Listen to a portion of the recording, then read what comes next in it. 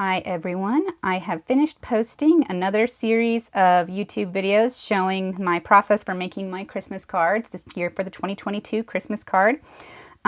This is my result, and here is a quick summary video of the process I used to make these cards.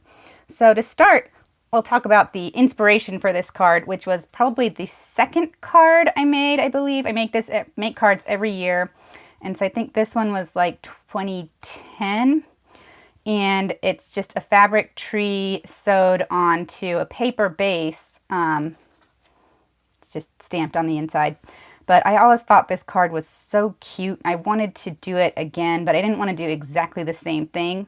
So I thought about it and I thought, what if instead of just having a fabric tree, I make the entire card out of fabric? So that's what I tried this year, and I think it came out with some great results. So as I said, these cards are made entirely up of fabric. So I used several different colors and textures of fabric to make these cards.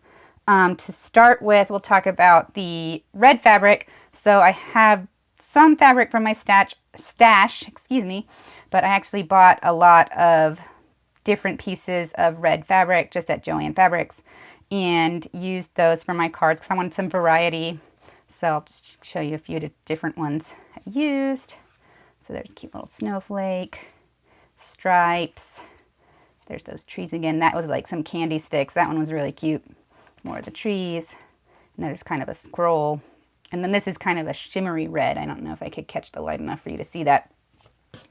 So I picked out a variety just so no two cards would be the same.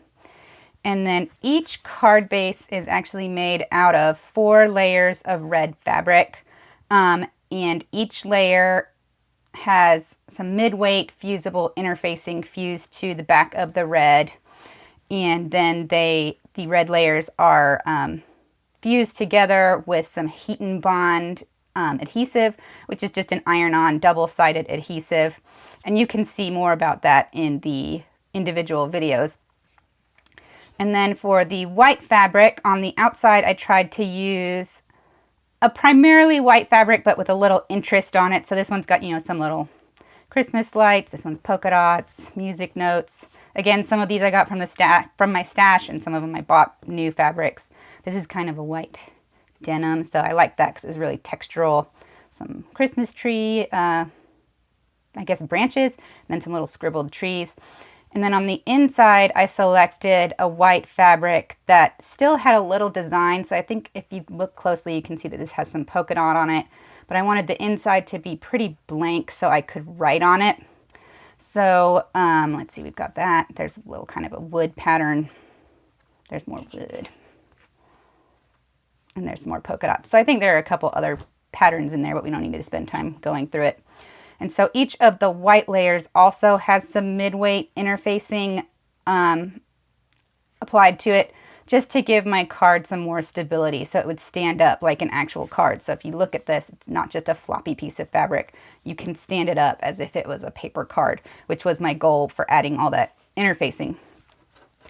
So as far as putting the cards together, the first thing I did was cut out some tree shapes for the front of my card. So I've got like a little brown rectangle for the trunks, and I did just pulled pieces from my stash for this in various patterns and textures. And then I did the same thing with the green for the tree top, which I've got some corduroys. There's another corduroy. This is a fleece. I think I've got some felt. And so I tried to pick a variety of different fabrics for that. And the first thing I did for the assembly was to sew down the brown rectangles, and then I sewed the green on top of that. And so I sewed that onto just the white layer before I applied that, or sewed that down to the red layer. And then I did sort of the same thing for the inside. I just took a piece of this ribbon, which was pre-printed with this very merry language. I just bought it as is, cut it up into pieces, and then sewed a piece onto the inside of each of the card interiors right onto the white layer. So that left me with a white layer for the outside and for the inside. So I took those white layers and sewed them down just like a zigzag stitch around the edge. And that's how I sewed all of these down. was a zigzag stitch right around the edge. I don't know if you can see that. That was just to hold the fabric down and to keep it from fraying. And the zigzag's pretty cute, so I think it's a visually appealing stitch. So I did that around the edge here, sewing it onto the front of my red card. And then I did the same thing for the inside. Actually, I forgot a step.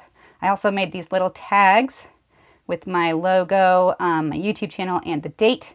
And I actually sewed these onto the back of my back layer first. So the stitching for that, which is the only straight stitch I did on the whole card, would be covered up when I sewed this down. So I did this white layer on top of the back or after I did this. And so that left me with 2 pieces of red card. And then I took my front layer and my back layer. I sewed around the edge, just the same reason I did a zigzag stitch around here. I did a zigzag stitch all the way around the edge, or these 3 edges of my red pieces, to keep it from fraying, to just make it look a little neater on the edge, I guess. And then I took my 2 red pieces with 3 sides stitched and stitched down this side. And so that finished up my card, gave me a nice card that would stand up but still folds. And I think it turned out really great. And so the only thing I haven't mentioned yet is I have 2 sets of cards here. So you can see these ones don't have buttons. These ones do. So that was because I didn't think the buttons would travel through the mail very well. So any that I mailed didn't have the buttons on them, but ones that I handed out in person got a little extra piece, which was the buttons. And so I sewed these buttons on, just sewed them on by hand after I stitched the trees down, but before I stitched the white layer down to the red.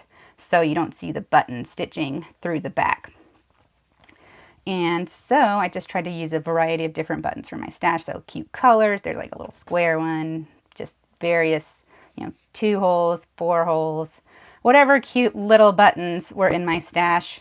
And I think that's about it for the whole process. I think they turned out so good. They're one of my favorite cards so far. I've gotten a lot of really positive feedback on these. So I really enjoyed them. Everybody that got them seemed to enjoy them as well.